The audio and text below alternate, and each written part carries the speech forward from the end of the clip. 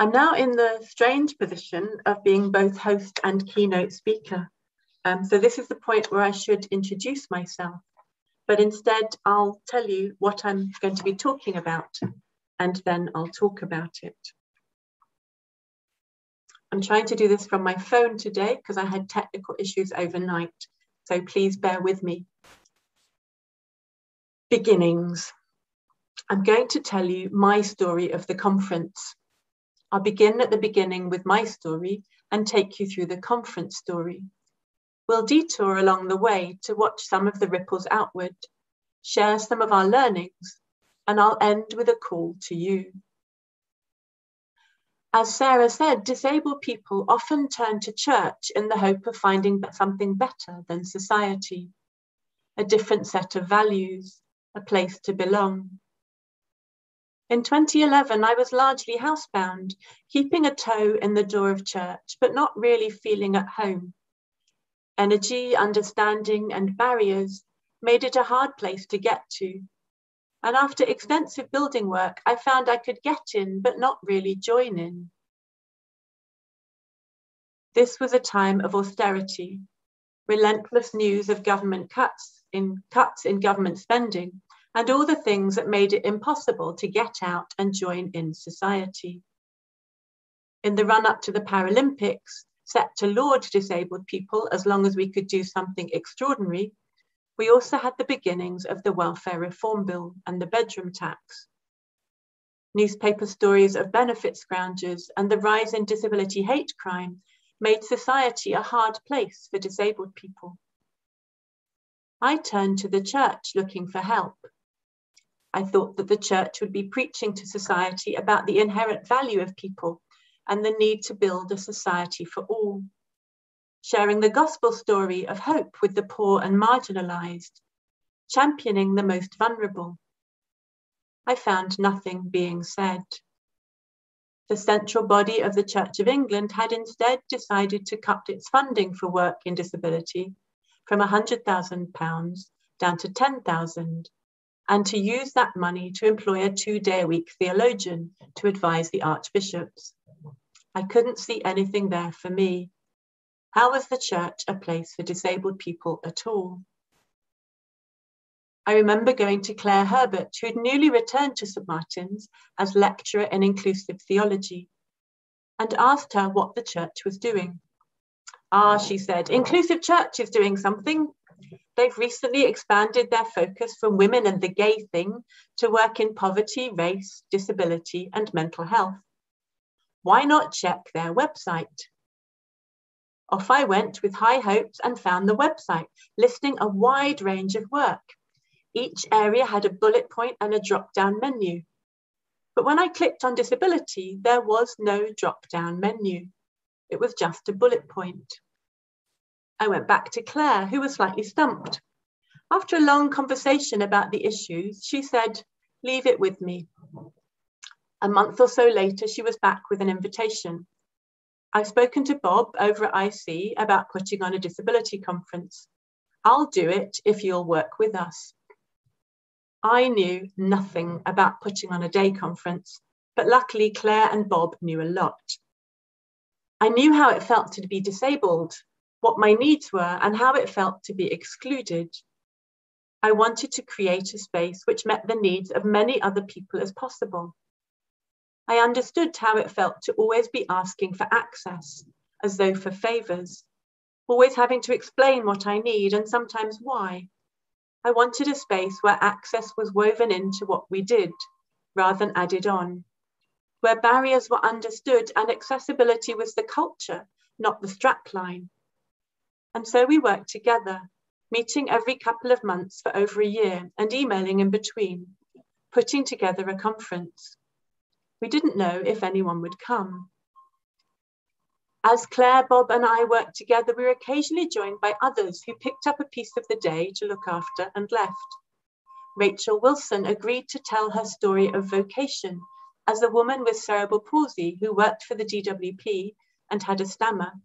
God spoke to her in her kitchen and called her to ordained ministry, and she had just been ordained deacon.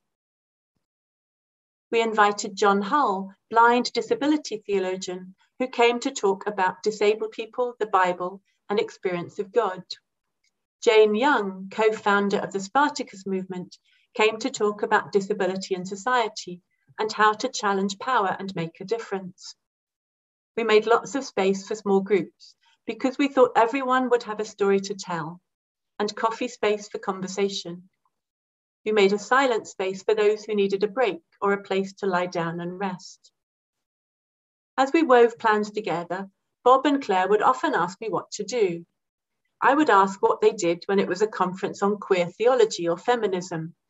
I'd take their answer and say, just like that, but with more time to get around because we'll all be queuing for the lift. More silence and bigger turning circles.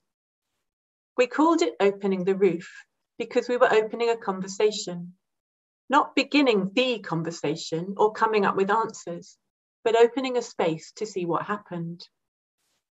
I know that sometimes Claire and Bob thought I was making a fuss about timing or details. I felt the responsibility of being the disabled person on the planning team, the one who went on about access, who instinctively knew what would work, but who really struggled to put it into words. And so we agreed that Claire would chair the morning, Bob the afternoon, and I would look after the access and participation. I remember sitting alongside registration half an hour before we're due to begin, looking up and seeing a long queue of people for the lift. And I rejoiced because there were people in different types of wheelchairs, people with walking frames, people with guide dogs. Suddenly there were 40 of us. I was surrounded by the people I had worked so hard to imagine. Here were my tribe. It was a joyous day, full of life and commitment and energy. I genuinely felt this is a foretaste of the kingdom. It was glorious. Let me stop there and tell you about the first ripple outwards to St. Martin's. So there we were in October 2012, on the Saturday before St. Luke's Day. We'd found ourselves part of this gathered community of disabled people. It was exciting and we were inspired. The following day, we joined the Sunday morning service and listened to lessons, sang hymns, and heard anthems which all used the language of sickness and sin, blindness as lack of insight, and choruses of the leaping lame. It was a rude return to reality. Developing this service has been an integral part of our learning as individuals, groups, and the whole community of St. Martin in the Fields have explored ideas of disability and healing. The second year was a leap forward with a special liturgy written by Claire, members of the Disability Advisory Group reading lessons, leading intercessions, and assisting with distribution of communion. The preacher was the keynote speaker from the conference the day before. It was good to be sharing ideas, and it made for a visible presence, but we weren't yet using our gifts and gathered wisdom. The next year, our vicar Sam invited members of the DAG, Disability Advisory Group, to write the service. We chose readings and set up a liturgy writing workshop for an hour one Sunday. About a dozen people worked in twos and threes to write a confession, intercessions, fraction, invitation, and thanksgiving. The result was a service where anyone could lead, read, or preach, because disabled people's ideas were woven into the fabric of the liturgy itself. Since then, the service has continued to develop. We've invited members of the healing team and the wider congregation to join us in writing the liturgy together. Sometimes the service brings an opportunity for usually not very visible people to become more visible. Participation that might not work on a regular basis can become symbolic as we model the gathered company of saints. One year, a member with Alzheimer's was invited to assist with the distribution of communion. Her lifelong campaigning for women's equality, including women's ordination, had sometimes been distorted by deep disappointment and anger.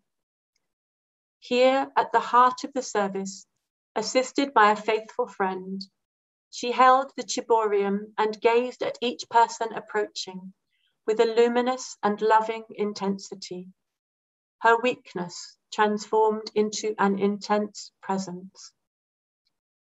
The service has become an important part of what has become a weekend of activities at St. Martin's. It's an opportunity to share the conference ideas with the wider congregation, and conference delegates get to stay on and add something of regular St. Martin's. Some are coming to church for the first time in many years. The liturgy has shaped the weekend, reflecting the place we're in and being shaped by the people who come. It has enriched us all, guest and host. Back to the conference, places of belonging. In our second year, we focused on mental health, mainly because it's usually left out of conversations about disability. We invited John Swinton to be our keynote speaker, and he talked about stigma and the importance of belonging.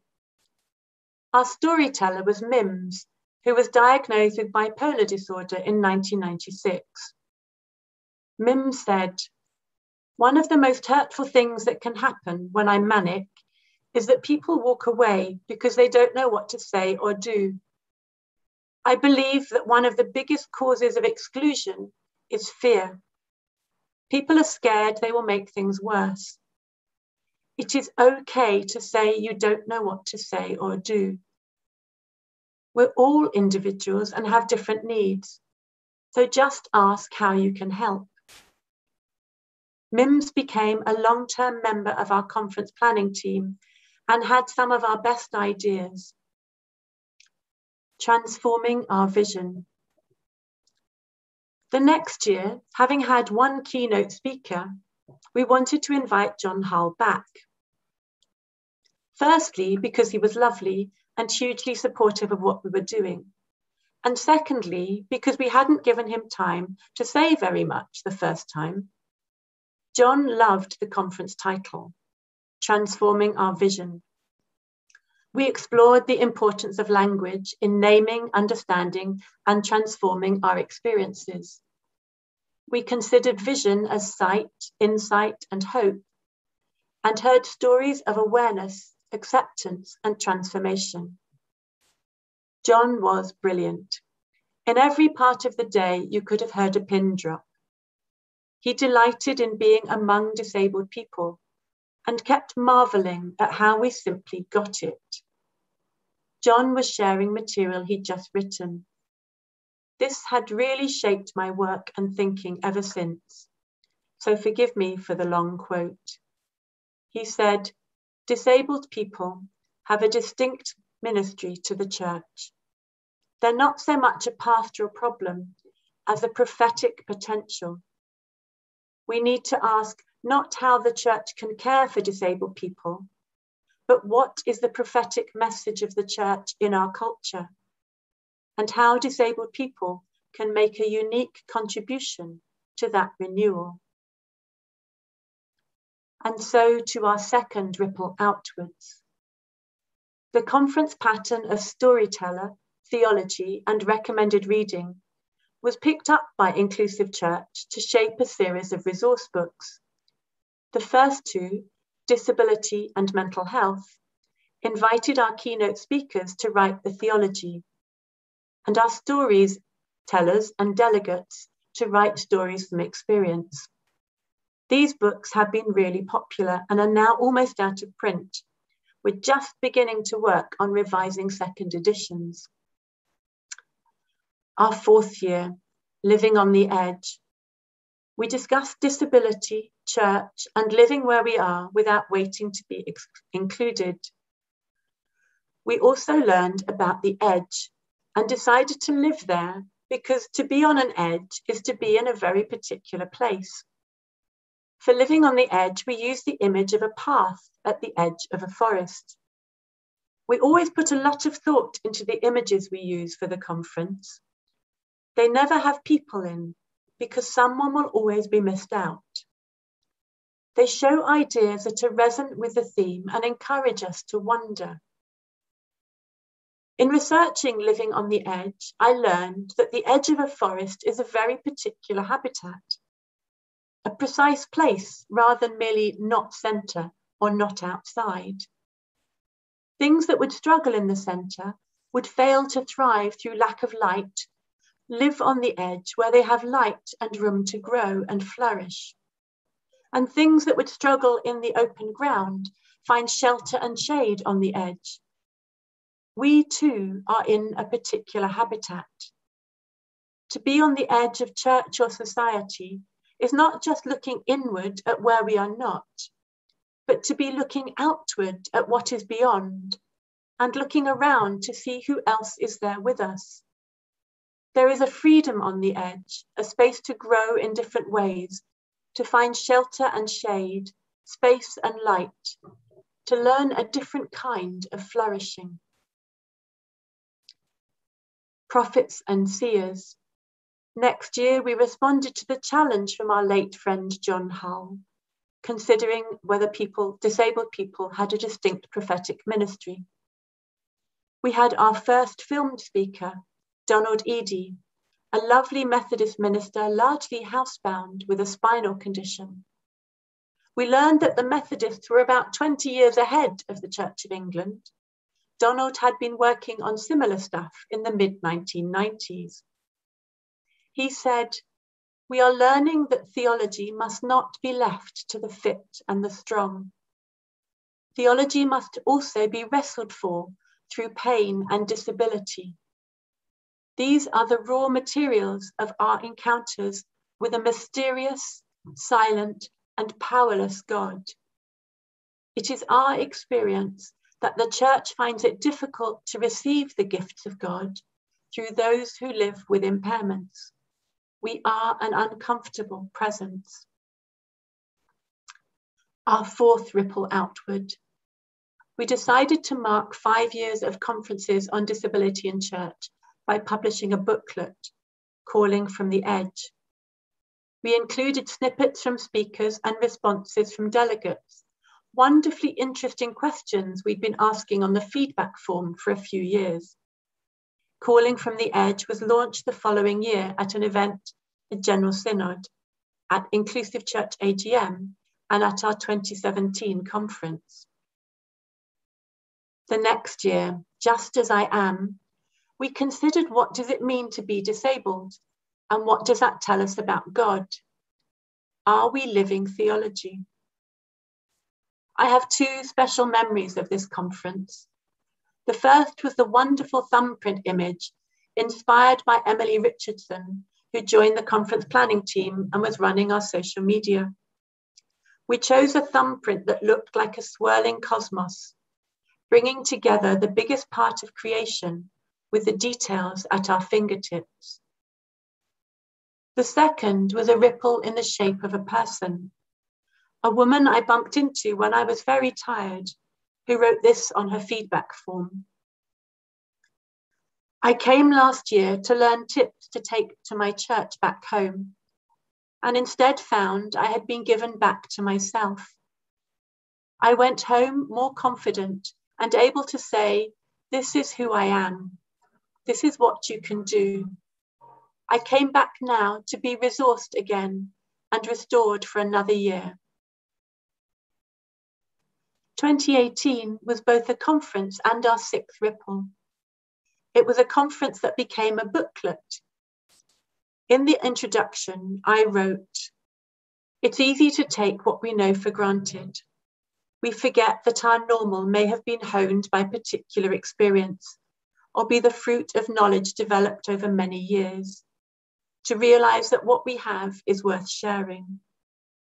Over the last 7 years, our conferences have promised disabled people gather to resource each other and the church. And every year, at least one person has gone home disappointed. But you didn't give me any handouts, they say. Where are they? Yet there are serious concerns behind their complaints. As others have told us, this once a year is wonderful, but where I live, it's really hard. I want to be part of church, but I can't do it in the usual way, so I can't do it at all. I'm told I'm being demanding, I want to challenge this, but I don't know where to start. Looking around the table at our meeting, we realized we were taking our own normal for granted. So we shared what we knew about access and language, communication and structure, about getting in and joining in. Both the booklets are free to download from the Inclusive Church website. And if you're interested in organising an event around it, let me know. We've got some resources to share.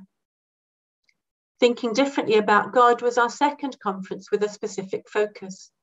We explored neurodiversity, faith, and church. It was the most popular and lively conference I can remember, and our last one in person.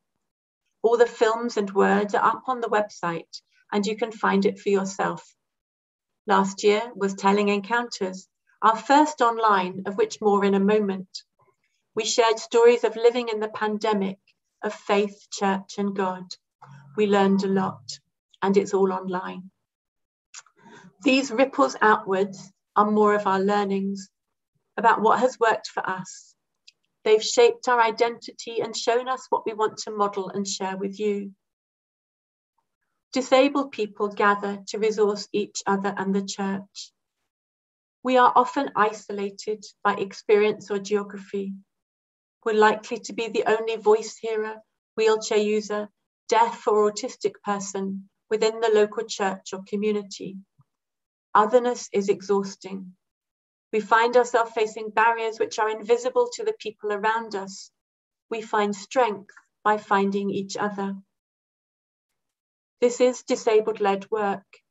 St. Martin's and Inclusive Church are wonderful partners, faithfully holding a space for this conference to happen, resourcing us with some money, but more importantly, with in-kind resources of colleagues and a place. Both are proud to name this work as part of their mission and ministry. But a key part of what works is that it's disabled-led. It's not organisations getting together and putting something on, but making space for disabled people to work together, encouraging and affirming us in our work. Disabled people are drawn in just as we are, able to create a space which is as accessible as possible, to share something of our story, to bear witness to our life in the world, and to explore God's story in us. We prioritise the voices and experience of disabled people. This is not to be exclusive, but to provide a safe space. So much of the time, the voices heard on disability are non-disabled people who speak from study or research or observation or living alongside someone. That is good and important work, but somehow it has become the dominating voice. The theologians with family members or professional experience bring the lens of their theological training to the experience of those they live with. It is hugely valuable, but it's not the same. There are insights to be gained and huge amounts to be understood, but it is from the centre looking out rather than from the edge. Like researchers living in a poor community report it, they do so with the knowledge of safety and a bank account. It will always be observational, and if it's the only voice that can be heard, it can do damage. There is a power that comes with being listened to, being heard, but that can only ever happen when we're willing to speak, if we have the tools and resources. We're open to new people. For the past 10 years, I've been driving, shaping, organising, and encouraging these conferences into being as a leader of the best ever conference planning team. I describe my role as a juggler, and I've developed something of a theology of juggling. Juggling is an act of faith. It is a trust. When you put out your hand, it will be filled. It is a learning not to grasp or control. It is a reaching out to the edge, holding but not grasping what comes, bringing it into the centre and letting it go. Each year I put out my hands, draw in from the edge to the middle and let go. Each year we have new storytellers, often people sharing their experience for the first time. They are the most important part of the day. Their stories showing why we are there and shaping the day to come. Each year we have new members of the planning team, new workshop leaders and facilitators, new liturgists, and new delegates. Still calling from the edge. I signed up for a year, and here we are 10 years later, still calling from the edge. The work is not finished, perhaps it never will be, but lots has happened over the last 10 years. There's now a growing disabled Christians movement. Things are growing around the world, people working seemingly in isolation and thinking they're the only ones, beginning to find one another. There is work to be done. Disability as a social justice issue for the church, beyond access and inclusion to full participation, to leadership and belonging. But as Sarah said this morning, none of us have to do this alone. It doesn't depend on us. We are a community. This annual conference takes a village, and it does one thing well. We gather disabled people to resource each other and the church. We seek out and amplify voices. We reach out to the edge, draw into the middle, and let go. To mark 5 years, we put together a booklet calling from the edge. To mark 10 years, we'd like to make a film, and we'd like you to be part of it. Today, we're inviting you to offer your call from the edge. We'll send you something after the conference, but I'll describe it now. You can send in a film or an audio recording or writing, whatever works for you. It's a 1, 2, 3. 1 person, 2 minutes, 3 questions. Who are you? What's your conference story? What's your call to the church, to society, from the edge?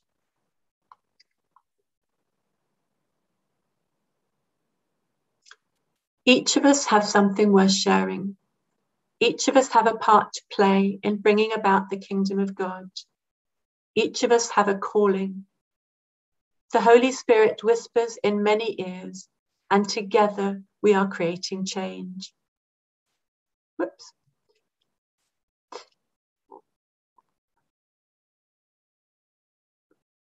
Catherine May is a late diagnosed autistic writer. Her books include Wintering, The Power of Rest and Retreat at Difficult Times. It's wonderful, full of wonderful ideas about the need to pare down, to hibernate, to be prepared to strip back or to be stripped back in order to grow. I heard her speak on Zoom last year, encouraging people to share their truth of hard times. She said, "Give yourself permission to raise your voice." Creating change isn't always about the big things. Like Etty Hillesum, sometimes the most important moment in the day is the space between 2 breaths. Sometimes it's about modeling how things can be done differently. Like Greta Thunberg, calling from the edge with courage, with clarity, and with persistence. Rereading the booklet Calling from the Edge this past few weeks, I've been reflecting again on how the conference has affected so many people, sometimes in profound and life-changing ways, for others in small, hopeful signs. Who knows the ripples outwards? My story began with one miserable person asking the questions of the right person at the right time. Together we put on a 40-person day conference, learned and grew and rippled outward. Together we have drawn in from the edge to the center, modeled a way of being church, being community, working for the kingdom. I hope the conference story will encourage you to start where you are, use what you have, and do what you can. Come just as you are, say what you know, and pray. Amen.